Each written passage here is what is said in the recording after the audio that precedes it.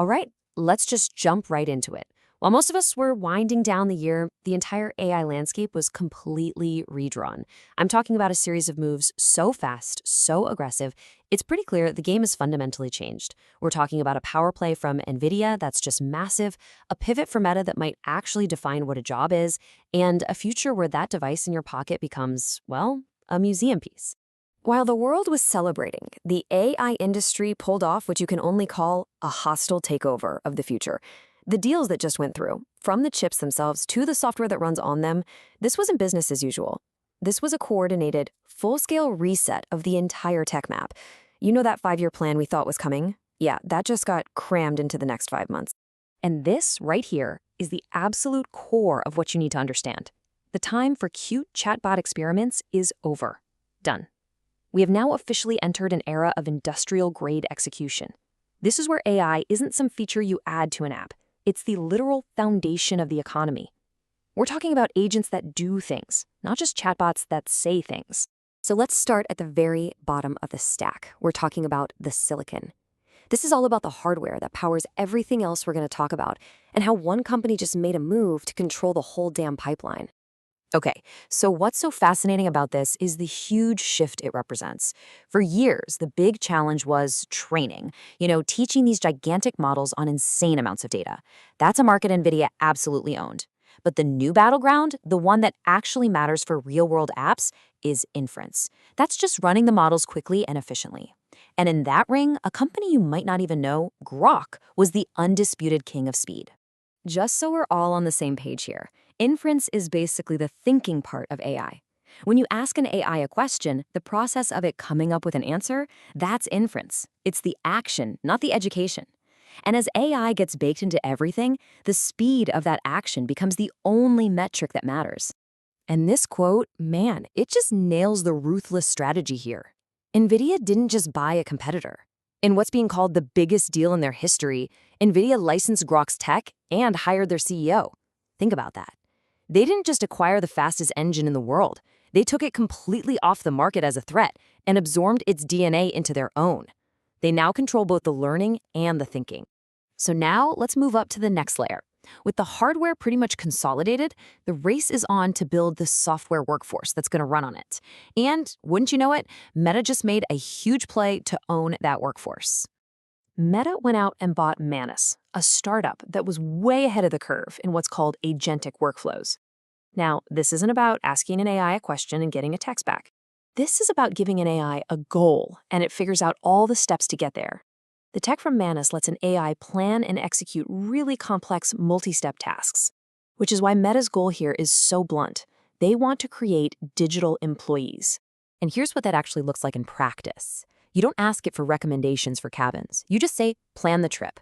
The agent then goes off on its own, researches the options, checks the weather, builds an itinerary, books the cabin, rents the car. It even sends out the calendar invites to your friends. It's a staff you manage, not an app you use.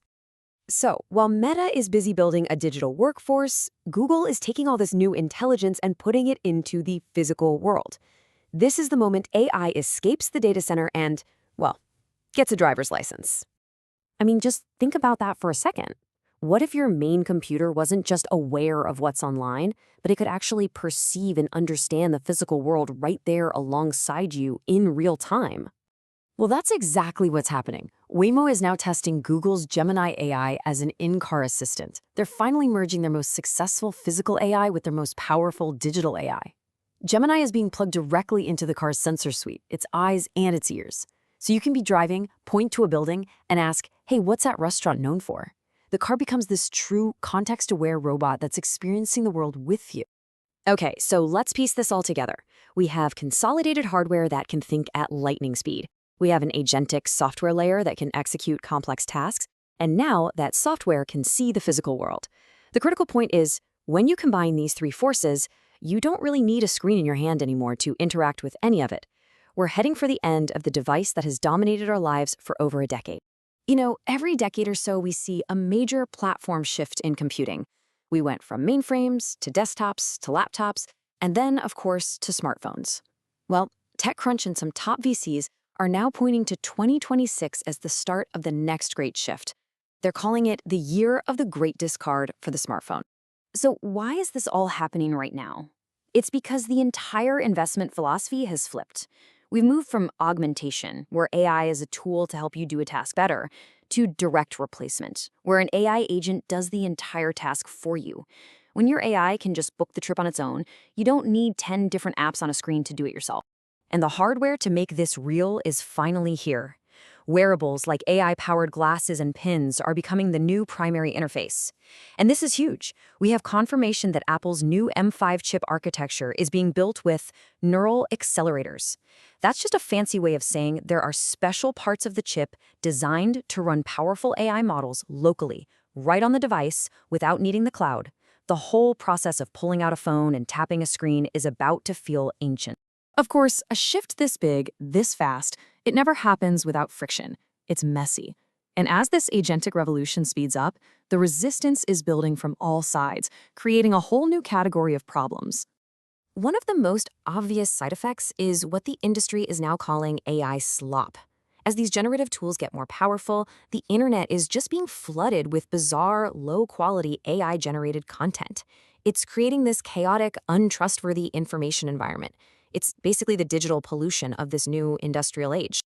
But the resistance is also very real and very organized. Major lawsuits are being filed by authors like John Carreyrou against AI companies for using their work without permission. The EU has opened a formal antitrust investigation into Google's practices. And on top of all that, cybersecurity firms are confirming that critical vulnerabilities in AI infrastructure are already being actively exploited. The revolution is here, but so are the consequences. So, there you have it. The battle lines for the next era of computing have been drawn. The biggest players in tech have placed their bets to control the hardware, the digital workforce, and the physical interface. And as this all unfolds at a, frankly, dizzying pace, it leaves us with one critical question to think about for our own place in this new world. Are you going to be the user, or are you the one being replaced?